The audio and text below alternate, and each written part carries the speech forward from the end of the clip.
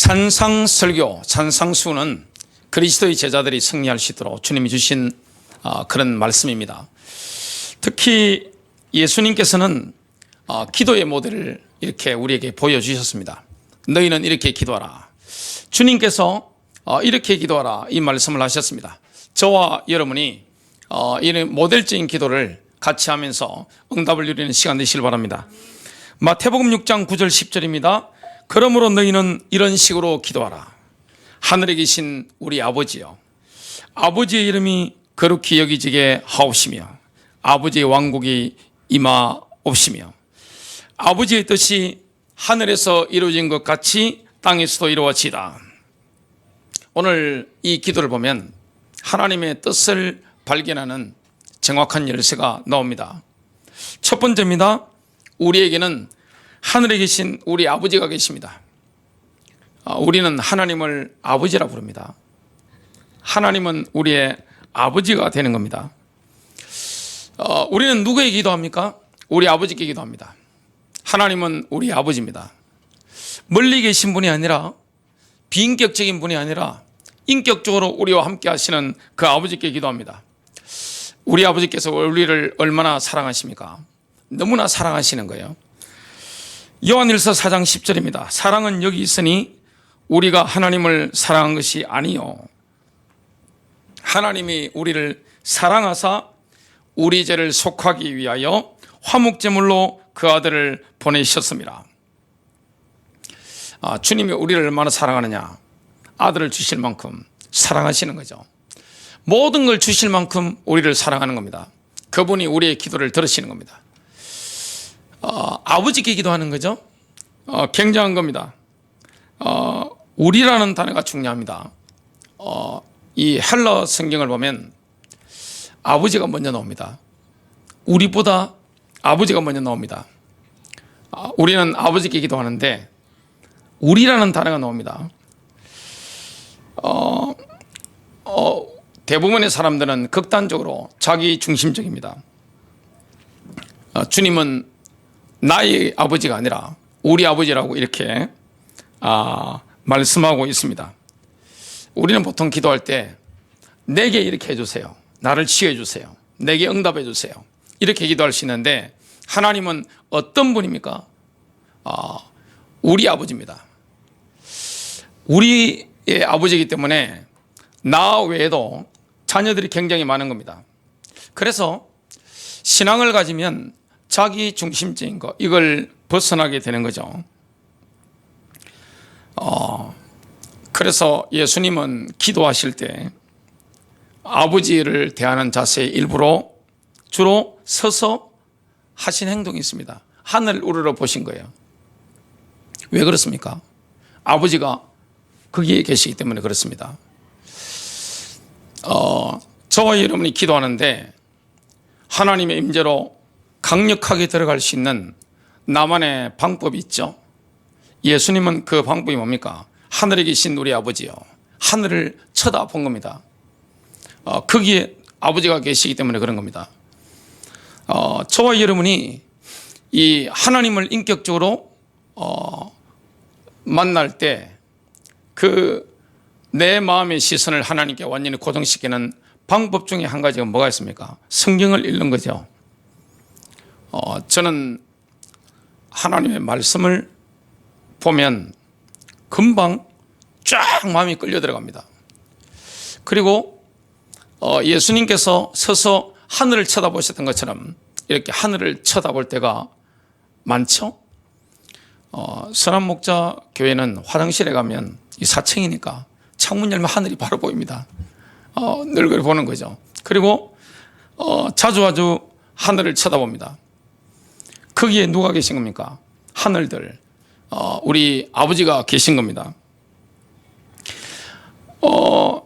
성경에 보면 첫째 하늘, 둘째 하늘, 셋째 하늘에 나오는데 하나님은 어떤 분입니까? 셋째 하늘에도 계시면서 첫째 하늘에 있는 우리와도 친밀히 거하시는 분입니다. 하나님은 저와 여러분의 기도에 응답하시는데 하늘들에 계시는 분입니다. 셋째 하늘에 계시면서 첫째 하늘에 계십니다. 그래서 예수님께서는 항상 서서 이렇게 자주 기도하셨죠? 그러면 바로 뭐가 확 오는 겁니다. 성경을 읽는다든지 찬송을 부른다든지 묵상을 한다든지 그렇게 하면 하나님의 임재로 쫙 우리 마음이 들어가게 되는 거죠. 너희는 이렇게 기도해라. 하늘에 계신 우리 아버지여 그랬습니다. 두 번째입니다. 하나님을 아버지로 인정한 다음에는 아버지에 대한 존경의 태도를 표현해야 됩니다. 이름이 거룩히 여김을 받으시오며 아버지께 기도하는데 이름이 거룩히 여김을 받으시오며 이렇게 기도하는 겁니다. 아버지의 이름이 거룩히 여기지게 하옵소서. 이 기도는 뭡니까? 하나님의 이름이 존중되게 하옵소서 이런 뜻입니다. 성경이 기록된 그 시대를 보면 이름 속에는 그 이름으로 지칭되는 실체가 담겨져 있습니다. 하나님의 이름에 대한 유대인들의 경외는 대단합니다. 이름을 함부로 못 부르잖아요. 그 당시에 유대인들이 불렀던 이름이 뭡니까? 여호와입니다. 모세 시대부터 예수님 때까지 이스라엘 백성들이 불렀던 언약의 하나님의 그 이름이 뭡니까? 바로 여호와죠. 야훼. 히브리어를 연구를 많이 하신 분들 주로 야훼가 맞느냐 아니면 여호와가 맞느냐. 대부분의 신학자들은 야훼라고 이야기를 합니다. 근데 개역 개정 성경에 여호와로 번역되어 있으니까 여호와로 하겠습니다. 여호와의 이름을 불렀습니다. 그래서 이 구약 성경에 보면 6,800번 이상 여호와 이름이 불려졌습니다. 제사장들이 예루살렘 성전에서 큰 소리로 여호와 이름을 불렀습니다. 그런데 언제부터 이게 끊어졌느냐? AD 70년 예루살렘 성전이 파괴되면서 여호와 이름을 안 부르게 된 거예요. 쉽게 부를 수가 없는 게 여호와 이름이죠. 옛날에 세종대왕 이름이 이도죠. 이자 도자. 왕 이름 함부로 못 부르잖아요. 북한 같은 나라 가면 김정은 그러면 잘못 부르면 큰일 나죠. 부를 수가 없죠. 그냥 아무 때나 부르면 안 되는 겁니다. 왜냐하면 이름이라는 그 실체이기 때문에. 그래서 거룩히 여기다 이렇게 말씀하고 있는 겁니다. 이름이 거룩히 여김을 받으시오며 이렇게 말씀하고 있는 겁니다. 하나님의 이름이 존중되게 없어서 이걸 지금 말씀하고 있는 거죠. 우리의 기도 속에서 하나님에 대한 존경의 태도를 표현할 때 우리 영 안에는 뭐가 넘칩니까? 성령 충만의 역사가 넘쳐나게 되어 있습니다. 하나님의 이름, 여호와의 이름, 여기에 대한 뭘 표현하는 겁니까? 존경의 태도를 표현하는 겁니다. 시편 100편 4절부터 5절입니다. 감사함으로 그의 문들로 들어가고 찬양으로 그의 뜰들로 들어가라. 그분께 감사하고 그의 이름을 송축하라. 이는 주께서는 선하시고 그의 자비는 영원하며 그의 진리가 모든 세대에 지속되기 때문이라. 아버지의 이름이 거룩히 여김을 받으시오며 지금 이런 요청이죠. 여기 보면 이건 어떤 요청입니까? 아빠를 사랑하는 아이의 요청과 같습니다. 여기 보니까 아버지 이름이 거룩히 여김을 받으시오며 이 아버지가 뭘로 나오느냐? 아빠로 나옵니다. 아빠. 우리 주님께서 이 땅에 오셔서 1400년 동안 여호와로만 불렸던 아버지 이름을 뭘로 부릅니까? 아빠로 불러라. 엄청난 충격으로 다가온 거죠. 하나님은 우리의 뭐가 되는 겁니까? 거룩한 분이시고 존경받아 마땅한 분이시면서 뭐가 되는 겁니까? 우리의 아빠가 되시는 겁니다. 하나님은 너무나 친밀한 하나님입니다. 그래서 주기도문은요, 모든 기도의 모델입니다. 하나님은 어디 계십니까? 하늘에 계신 겁니다. 셋째 하늘에 계시면서 첫째 하늘에 우리와 함께 임재하시는 거죠. 저와 여러분이 어떤 장소에 있든지 하나님을 부르면 하늘에 계신 우리 아버지요, 하나님 임재하시는 거예요. 그 예수님은 서서 하늘을 우러러보시면서 이렇게 기도하셨죠. 왜냐하면 하나님 거기 계시기 때문에. 그래서 우리가 성경을 읽는다든지 암송을 한다든지 찬송을 부를 때 하나님께로 우리 마음이 쫙 쏠리는 걸 경험하게 됩니다. 이름이 거룩히 힘을 받으시오며 아버지의 이름이 존중되기를 바라는 그 열망이 우리에게 있는 겁니다. 그리고 하나님의 이름은 뭡니까? 아버지의 이름은 바로 아빠입니다. 아빠. 너무나 친근한 거죠. 아빠나 엄마가 비난을 받는다. 그리고 부모님의 명예가 손상된다. 그런 걸 볼 때 어린아이는 마음에 굉장한 상처를 받죠. 왜냐하면 아이에게는 아빠나 엄마가 다잖아요. 그래서 아버지의 이름이 거룩히 여겨지게 하옵소서. 이 요청은 부모를 위해 질투심을 느낄 정도로 부모를 사랑한 아이의 기도라는 사실을 우리가 기억해야 됩니다. 그런 마음이 우리에게 있어야 되는 거죠. 아빠가 최고의 대우를 받기를 바라는 갈망을 표현한 겁니다. 그게 뭡니까? 이름이 그렇게 여김을 받으시오며 이렇게 말씀하고 있는 겁니다. 하나님의 이름이 아무데나 불리고 하나님의 이름이 존중되지 못하는 걸 보면서 우리에게는 뭐가 있어야 됩니까? 슬픔이 밀려와야 되는 것이고 분노가 밀려 올라와야 되는 겁니다. 그게 정상인 거죠. 세 번째입니다. 우리는 하나님의 나라가 임하기를 기도해야 됩니다. 나라가 임하시오며. 나라가 임하시오며 이거는 요청인데 아버지의 이름이 거룩히 여기저기 하옵소서라는 요청에 당연한 기결이죠. 나라 임하옵시며 하나님의 나라가 임하기를 우리가 기도하는 겁니다. 오늘 우리가 기도할 때 올바른 우선순위를 붙잡아야 됩니다.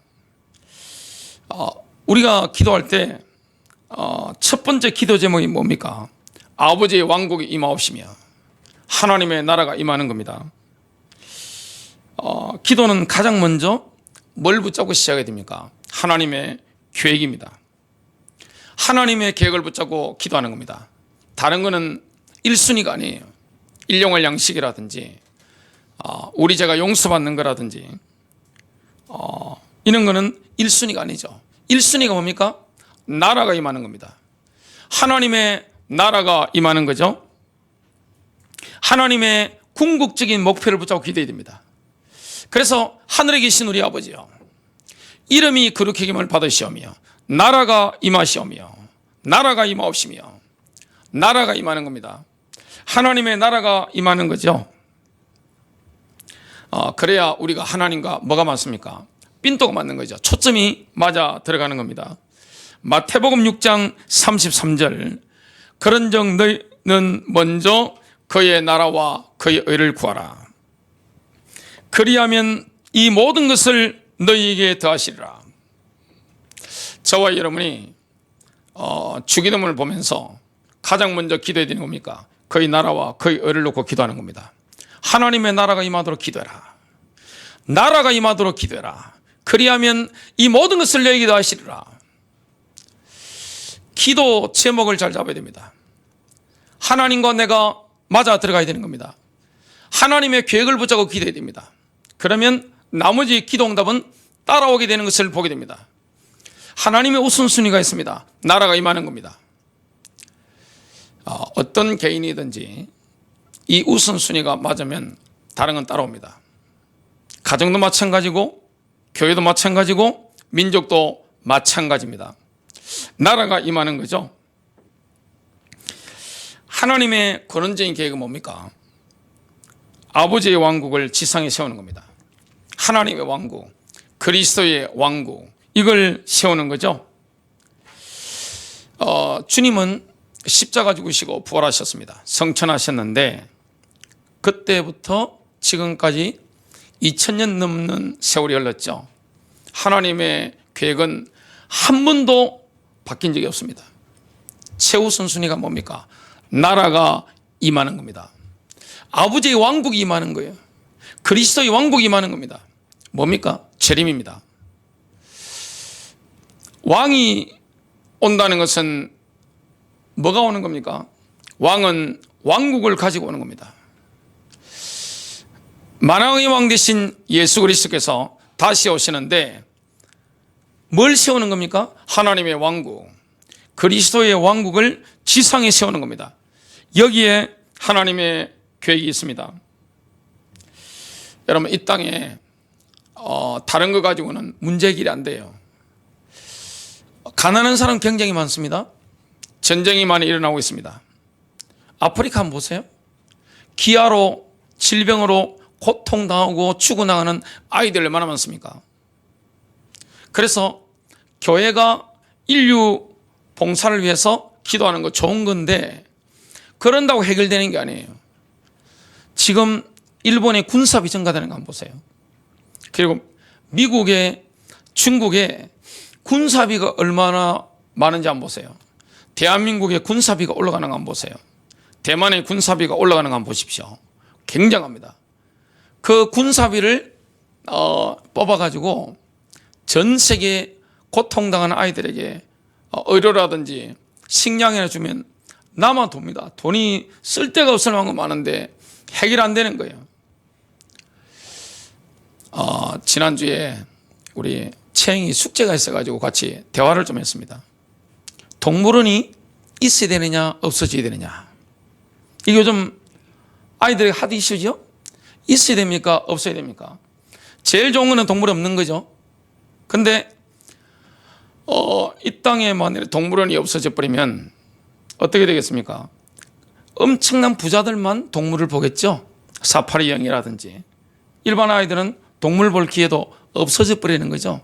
그냥 동영상으로만 동물을 보게 되겠죠. 그리고 번고래라든지 머리 좋은 그런 동물들은 자살도 하잖아요. 갇혀 있는 게 힘들어서. 어떻게 해야 됩니까? 그러면 그 문제에 대한 최고의 해결책이 뭡니까? 그리스도의 재림입니다. 로마서에 우리 하나님께서 바울을 통해 말씀하시는 겁니까? 하나님의 최고 우선순위는 무엇이냐? 나라가 임하는 거예요. 하늘에 계신 우리 아버지요. 하나님은 하늘에 계신 분입니다. 셋째 하늘에 계시면서 첫째 하늘에 우리와 함께 임재하시는 분이에요. 그분은 우리 아버지입니다. 이름이 거룩힘을 받으시오며 하나님의 이름, 예수의 이름이 모든 민족 가운데, 사람들 가운데 존경받기를 원하는 겁니다. 존중받기를 원하는데 사람들이 미국 가면 예수님의 이름을 욕으로 사용하잖아요. 얼마나 슬픈 일이에요. 거기에 어린아이가 자기가 존경하는 부모가 명예가 손상된다. 얼마나 허탈하고 분노하겠습니까? 그런 마음이, 슬픈 마음이 우리에게 있어야 되겠죠. 그리고 나라에 임하옵시며 하나님의 나라가 이 땅에 임하는 걸 놓고 기도하는 겁니다. 그래서 주기도문이 모델 기도인데 하나님 아버지께 기도합니다. 저와 여러분이 기도하는데 기도를 들으시는 분은 셋째 하늘에 계시면서 첫째 하늘에 우리와 함께 친밀하게 임재하시는 우리의 아빠가 되시는 겁니다. 이름이 거룩힘을 받으시오며 우리가 기도하는데, 그렇게 되려면 궁극적으로 뭐가 일어나야 되는 겁니까? 하나님의 왕국, 그리스도의 왕국이 지상에 세워져야 되는 거예요. 주님이 재림하셔야 되는 겁니다. 그걸 놓고 기도하는 겁니다. 다른 무엇으로도 이 땅에 자연 환경 문제 근본적으로 해결 안 됩니다. 군사비 줄일 수 있나요? 대한민국 군사비 뭔 줄이잖아요. 독일의 군사비 올라가는 거 한번 보세요. 러시아 군사비, 영국의 군사비, 미국과 중국의 군사비 나가는 거 한번 보세요. 일본의 군사비 급증하는 거 한번 보세요. 엄청나잖아요. 그걸 어떻게 줄입니까? 정치인들은 줄일 능력이 없어요. 그거 줄여가지고 고아들, 가난한 사람들 의료라든지 뭘 주면 되는데 못하잖아요. 그래서 이 땅의 모든 문제는 누가 오셔야 되는 겁니까? 주님이 다시 오셔야 되는 겁니다. 동물이든 식물이든 소망하는 게 뭡니까? 그리스도께서 다시 오시는 겁니다. 우리는 뭘 놓고 기도해야 되는 겁니까? 하나님의 나라가 임하는 걸 놓고 저와 여러분이 기도해야 되는 겁니다. 아버지의 왕국이 지상에 세워지는 거예요. 하나님의 왕국이 지상에 세워지는 거예요. 하나님과 우리가 핀도가 맞아야 되는 겁니다. 초점이 맞아 들어가야 되는 거예요. 그러면 이 모든 것을 내게 다 하시리라. 하나님의 나라가 어떻게 세워집니까? 사도 바울은 하나님의 왕국의, 하나님의 나라의 본질적인 성격을 이렇게 전달합니다. 로마서 14장 17절, 하나님의 왕국은, 하나님의 나라는 먹는 것과 마시는 것이 아니요 오직 성령님 안에서 의와 화평과 기쁨이니라. 여기 뭐가 먼저 나옵니까? 의가 나오는 거예요. 그리스도의 피로 말미암은 의. 그 다음에 뭐가 나옵니까? 화평, 평안입니다. 히브리어로 샬롬이죠. 주님의 피로 말미암아 내가 어려워지면 어떻게 됩니까? 샬롬이 임하는 거예요. 평안이 임하는 거예요. 그러면 기쁨이 임하는 겁니다. 여러분, 기쁨이라는 것은 그리스도의 피로 말미암은 어려움과 평안, 샬롬이죠. 그걸로 말미암아 우리에게 뭐가 임하는 겁니까? 바로 기쁨이 임하는 겁니다. 예수님께서 나의 주인이 되실 때, 주님께서 나의 우선순위가 되실 때 뭐가 임하는 겁니까? 의와 평안과 기쁨이 임하는 거예요. 하나님 나라가 세워지는 세 가지 양상이 있는데요. 그 첫 번째가 뭡니까? 내적으로 임하는 겁니다. 하나님의 나라가 우리 안에 임하는 겁니다. 예수님께서는 바리새인들에게 이렇게 말씀합니다. 하나님의 왕국은 외적으로 바라보고 기다린다고 해서 임하는 게 아니다. 오는 것이 아니다. 이 말씀을 하셨습니다. 누가복음 17장 21절입니다. 또 여기 있다 저기 있다고도 못하리니 하나님의 나라는 너희 안에 있느니라. 예수님이 나의 마음의 주인이 되실 때 뭐가 임하는 겁니까? 의가 임하는 거죠. 뭐가 임하는 겁니까? 샬롬, 평안이 임하는 겁니다. 화평이 임하는 겁니다. 뭐가 임하게 되어 있습니까? 기쁨이 임하게 되어 있습니다. 주님이 나의 주인이 되실 때 어려워지죠. 그리고 평안합니다. 내 양심의 평안을 얻게 됩니다. 기쁨이 임하게 됩니다. 충만한 기쁨이 임한다는 것을 경험하게 되어 있습니다. 하나님의 왕국은 눈에 보이도록 교회 안에 임합니다. 그리스도인들의 공동체, 교회가 두 군데가 있죠. 가정교회, 가정. 그 다음에 선한 목자교회 같은 지역교회, 여기 안에 임합니다. 그래서 그리스도인들의 교제 속에 하나님의 나라가 임하는 거죠. 정말로 성령 받아버리면 어떻게 됩니까? 제가 놀란 게 뭐냐면 성령 딱 받고 나니까 다른 신자들과 통한다는 걸 순간적으로 느꼈습니다. 그리고 성령 받고 나니까 다른 민족들, 중국이라든지 미국이라든지 일본, 러시아 사람들과도, 유럽인들과도, 아프리카 사람들과도 순간적으로 그들과 통한다는 사실을 알았습니다. 왜냐? 우리 안에 누가 계신 거죠? 성령이 계신 겁니다. 주님이 주인 되시고 교제하는데 하나님의 생명이 흘러가는 거죠. 이 교제 속에서 하나님의 나라가 임하는 겁니다. 그래서 그리스도인들의 교제 속에 하나님의 나라가 임할 때 세상 사람들에게 엄청난 도전을 주는 겁니다. 그리고 하나님의 나라를 어디 임하는 겁니까? 그리스도인들의 가정이죠. 여러분, 가정의 주인은 누굽니까? 바로 그리스도입니다. 교회의 주인은 누굽니까? 바로 그리스도입니다. 주인 대신 그리스도에게 우리가 복종하면서 인도를 받는 거죠. 여기서 뭐가 임하는 겁니까? 참다운 교제가 임하는 겁니다. 엄청난 도전이 되는 거죠. 남편들은 자신의 아내를 사랑하도록 명령받았습니다. 남편이 아내를 사랑하는 방식이 그리스도께서 교회를 사랑하는 방식과 똑같죠. 에베소서 5장 25절입니다. 남편들아 너희 아내 사랑하기를 그리스도께서 교회를 사랑하사 교회를 위하여 자신을 주신 것 같이 하라. 주님이 우리에게 뭘 주셨습니까? 생명 주셨죠. 모든 것 다 주셨습니다. 은사까지 주셨습니다. 남편은 아내에게 뭐 하면 됩니까? 생명을 주는 거예요. 제2의 생명이 뭡니까? 물질이죠. 물질 다 주는 거예요. 그 다음에 뭐 주는 겁니까? 피까지 다 뽑아주는 거예요. 뭐까지 주는 겁니까? 뼈까지 다 발라주는 거예요. 아내에게 자신의 목숨을 주는 겁니다. 이게 바로 사랑입니다. 그러면 아내는 사랑을 받았으니까, 그 사랑 받았으니까 가만히 못 있죠? 어떻게 하는 겁니까? 그리스도께 헌신된 아내는 어떻게 하는 겁니까? 자, 에베소서 5장 24절입니다. 그러므로 교회가 그리스도께 복종하던, 교회는 그리스도께 복종하잖아요. 저와 여러분은 누구에게 복종합니까? 그리스도께 복종하는 겁니다. 왜냐? 헌신되기 때문에 내가 복종하는 거예요. 아내들도 모든 일에서 자기 남편에게 복종할지니라. 최종적으로 하나님 나라가 어떻게 맙니까? 가시적으로 지상에 세워지는 겁니다. 하나님의 왕국, 그리스도의 왕국이 가시적으로 이 땅에 세워지게 되는 거죠.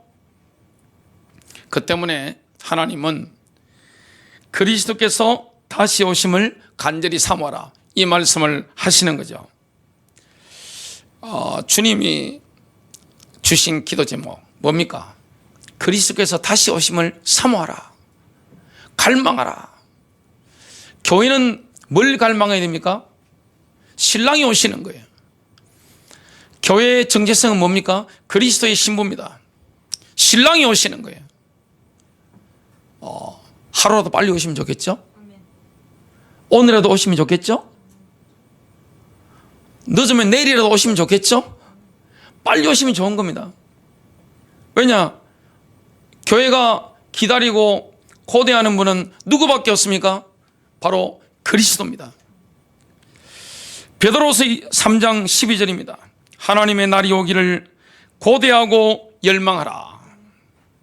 그때는 하늘들이 불에 타서 녹아버리고 우주의 구성 요소들도 맹렬한 불에 녹아내릴 것이나 우리는 그의 약속대로 의가 가하는 새 하늘들과 새 땅을 기다리는도다.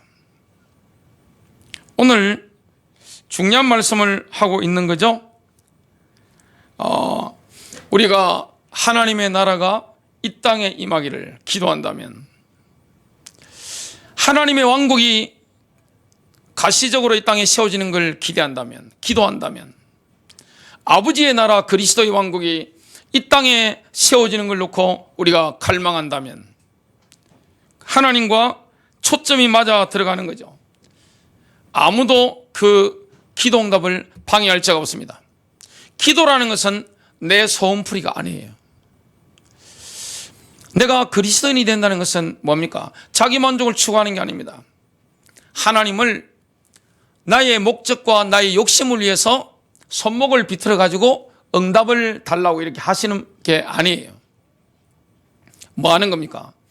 하나님의 계획이 이루어지도록 기도하는 겁니다. 하나님은 어디 계십니까? 하늘들에 계신 겁니다.